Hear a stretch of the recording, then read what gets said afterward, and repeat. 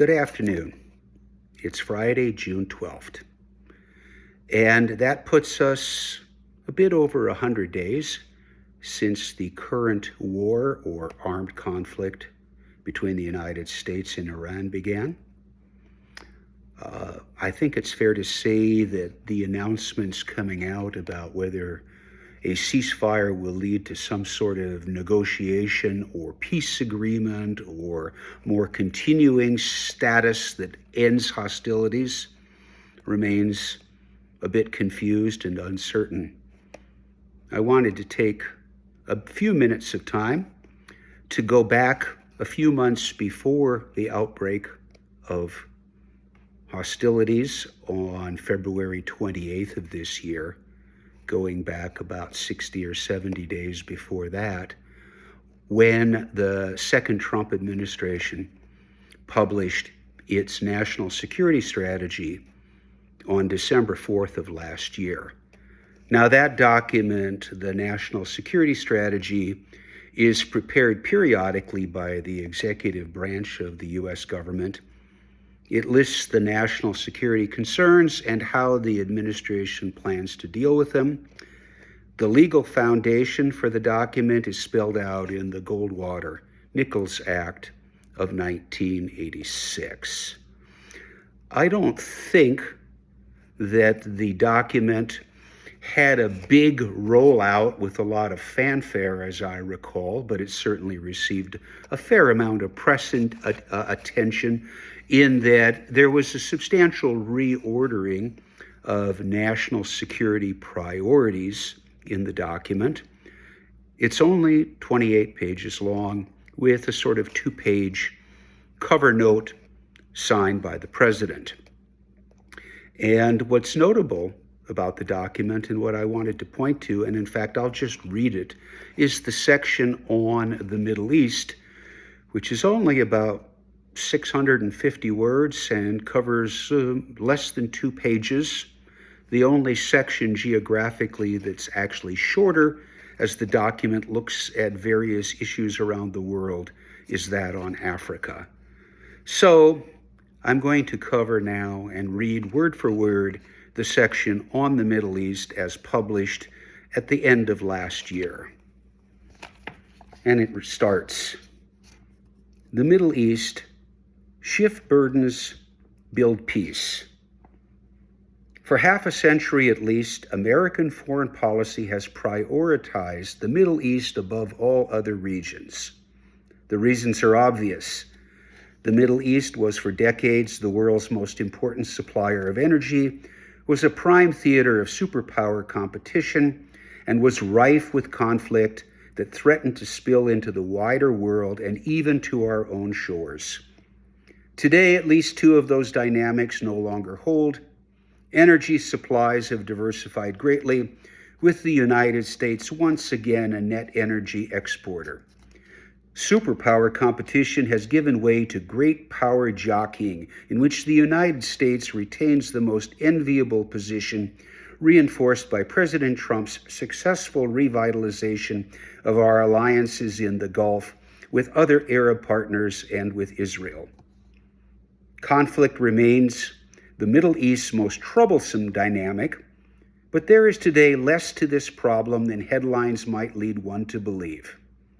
Iran, the region's chief destabilizing force, has been greatly weakened by Israeli actions since October 7, 2023, and President Trump's June 2025 Operation Midnight Hammer, which significantly degraded Iran's nuclear program.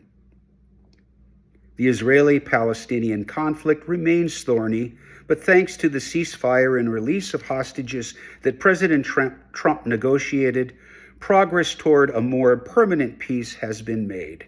Hamas's chief backers have been weakened or stepped away. Syria remains a potential problem, but with American, Arab, Israeli, and Turkish support, may stabilize and reassume its rightful place as an integral positive player in the region.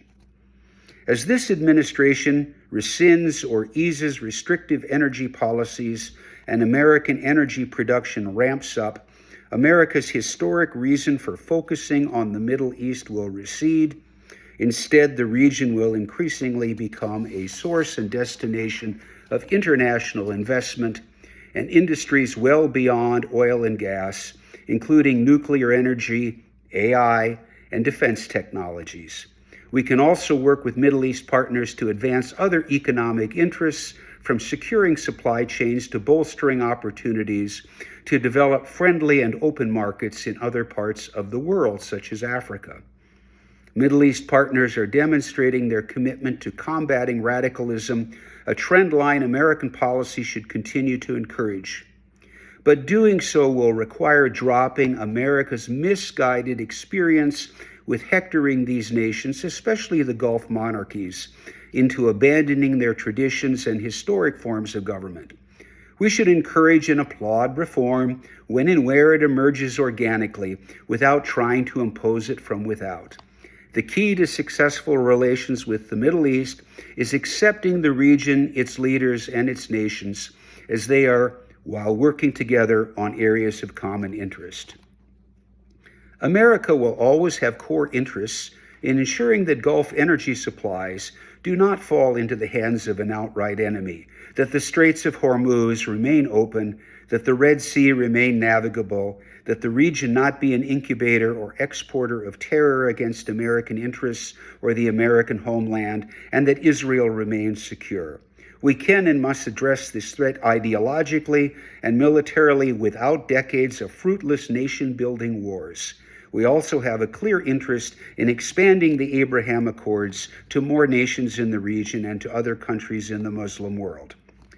But the days in which the Middle East dominated American foreign policy in both long-term planning and day-to-day execution are thankfully over.